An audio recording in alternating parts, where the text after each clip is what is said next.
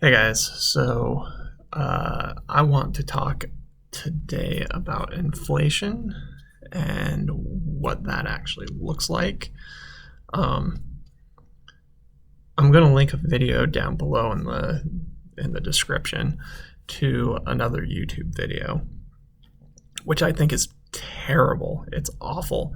And the reason why it's terrible and awful is because it perpetuates this misconception that the government is lying about inflation and that inflation is a lot worse than it actually is.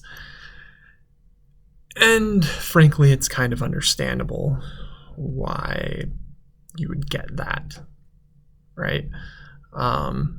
Because some of the practices around the CPI numbers are kind of weird, right? They don't seem to make sense to a lay person. It is sort of the problem.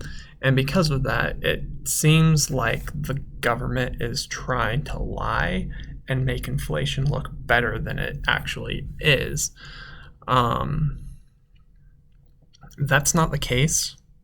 I want to make that very clear. Nobody's lying to you about inflation. The problem comes from a misunderstanding of what the purpose of the CPI number is. And the thing that you have to look at, first of all, is who's producing the CPI number. And it's actually a really weird place. The place that you're seeing it from is where the government agency that releases the CPI numbers is the Bureau of Labor Statistics. Not like a consumer thing, it's labor, right? It's a production area of the government. It's a department, a bureau of the government that is designed to help improve labor, get the in other words, employment and that sort of thing, right? It's not about consumers, which should tell you something. Why is this this government organization that concerns itself with labor and how labor is being utilized producing a metric on consumer prices? And I think if you start asking that question, you start to understand a little bit more about what the CPI number is actually for.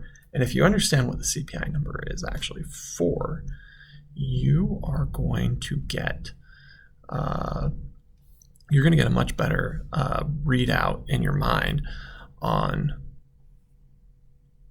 why we do the weird things that we do with the CPI number. So,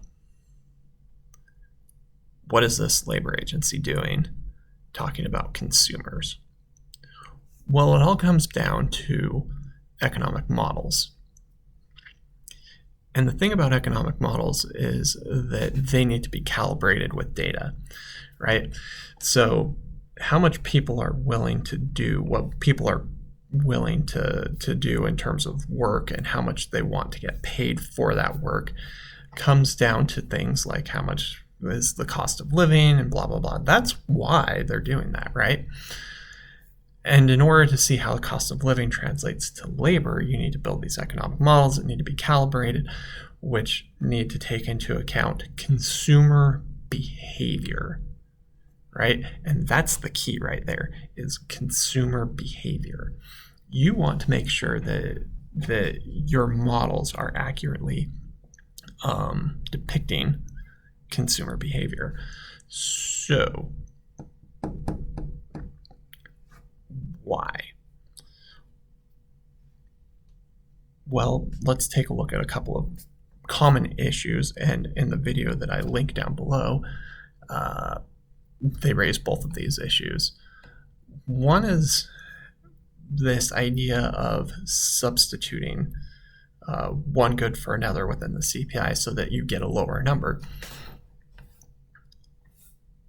But people do that, right?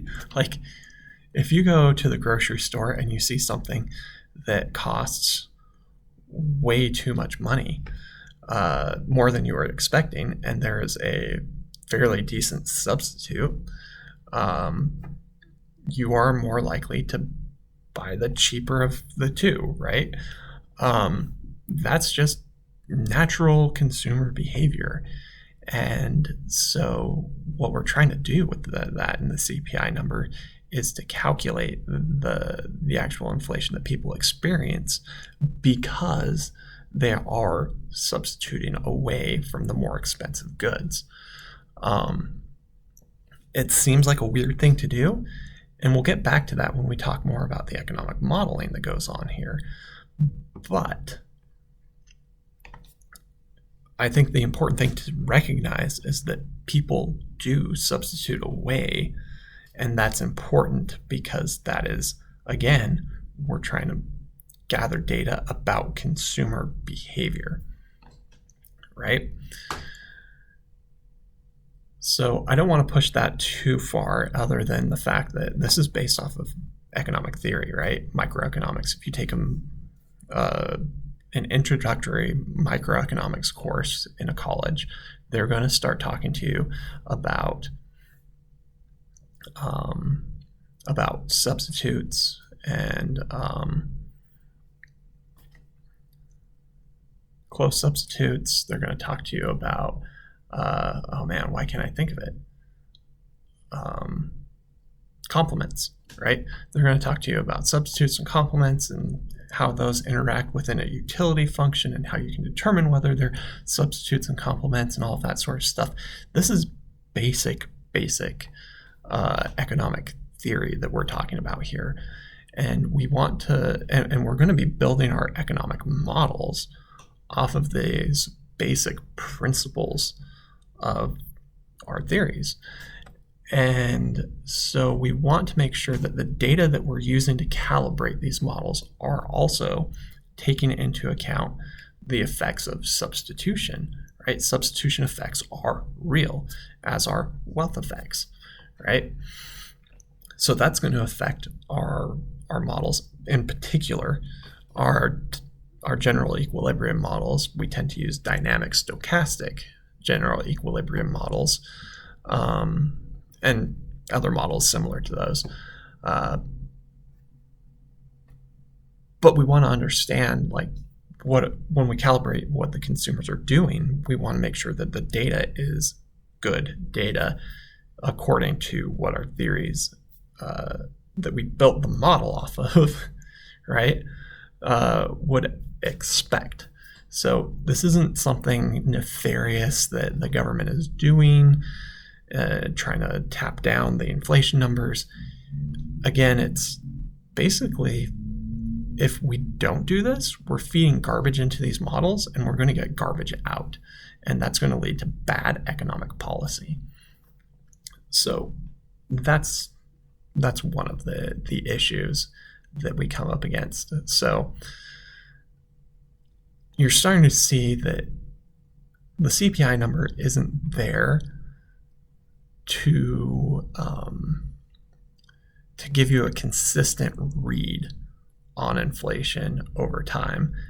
It's there to calibrate these models so that we make good decisions, right? And that's a weird idea, right? People expect and they want consistency, but that's not what the models tell us that we need to feed into them. And so we don't, right? And it causes confusion. I want to move on to the next point, number 2. And this idea of owner's equivalent rent. And this is another one of those, hey, this is economic policy, right?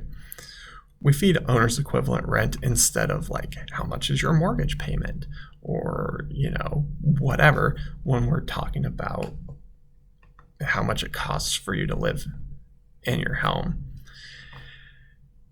And the reason why we don't do that is why we don't use mortgage payments is because mortgage payments don't really tell you the story, right?